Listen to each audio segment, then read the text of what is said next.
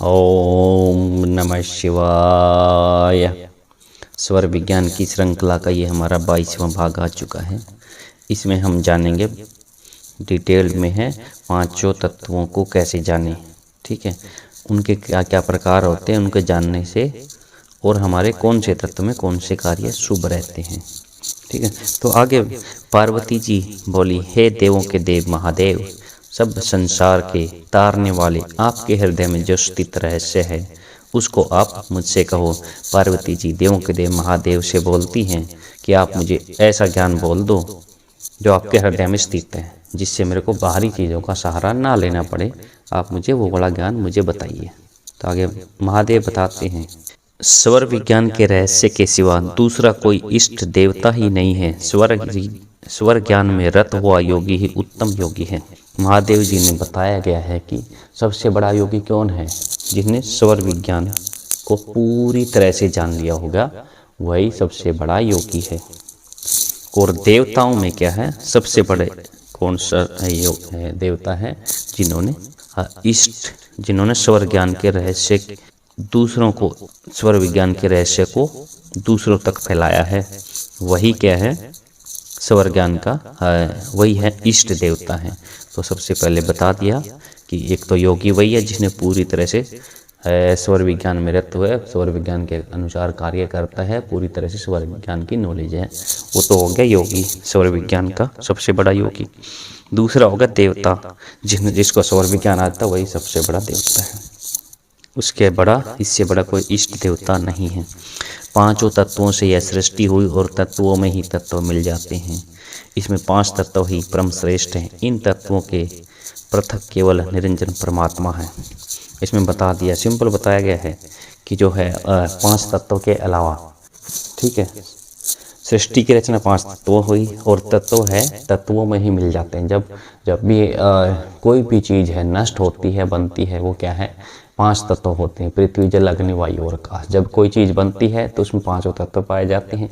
जब कोई चीज़ नष्ट होती है, वो 5 तत्व हैं, वो जो जहाँ से आए हुए थे ना, वो उन्हीं में जाके मिल जाते हैं। इनका मतलब ये बना है। और ये 5 तत्व ही है ना, जो भी संसार में कुछ भी है, कहीं भी विद्यमान है, वो 5 तत्वों का ही श्रेष्ठ हैं। और इनके अलावा जो है, 5 तत्वों के अलावा जो भी है, वो परमात्मा है, निरंजन परमात्मा है। भगवान कौन है, 5 तत्वों को, पृथ्वी जल अग्नि वायु और आकाश को छोड़ के जो भी अगला तत्व है वो है परमात्मा तत्व। सिंपल बता दिया गया है। 5 तत्व तो क्या है, शरीर को बनाते हैं और उसको चलाने वाला क्या है, परमात्मा है। सिद्ध योगी के जानने योग्य योगियों को तत्वों का नाम जानना उचित है। जो उत्तम स्वरों को जानते हैं वही प्राणियों के दुष्ट चिन्हों को जानते हैं। अभी बता दिया गया, सिद्ध योगी वही हैं जिनको तत्वों की जानकारी है, ठीक है। और सिद्ध योगी बनने के लिए तत्वों की जानकारी बहुत ज़रूरी है। जब तक आपको तत्वों की जानकारी नहीं होगी, 5 तत्वों की जानकारी नहीं होगी, तब तक आप सिद्ध योगी, स्वर सिद्ध योगी नहीं बन सकते। और क्या है, जिनको तत्वों का ज्ञान होगा वो क्या है, कोई भी बुरा व्यक्ति होगा, कोई भी बुरी चीज़ होगी, उसको क्या है, तुरंत पहचान लेगा अपने तत्वों को देख के, कि आपके कहीं भी आप जा रहे हो, आपके अगर मान लो कोई भी चीज़ वहाँ पे नेगेटिव एनर्जी है ना, तो वो है तत्वों आपके उसी हिसाब से, आपके उस एरिया के हिसाब से, उस माहौल के हिसाब से चेंज हो जाते हैं। तो तत्वों की जानकारी क्या है, जिसको जानकारी होती तत्वों की, वह उत्तम स्वरों, जो भी उत्तम स्वरों को जानता है वह प्राणियों के दुष्ट चिन्हों को भी जान लेते हैं। उसको अपने आप ही आभास हो जाता है, उसका तत्व उसे बता देगा कि भाई यहाँ पे इस समय यहाँ पे कुछ गड़बड़ है। तो ये बता दिया योगी कौन है, परमात्मा कौन है और सिद्ध योगी कौन है। पृथ्वी जल अग्नि तेज और आकाश, जो इन 5 से मिश्रित पंचभूतात्मा संसार को जो जानता है वह पूजने योग्य है।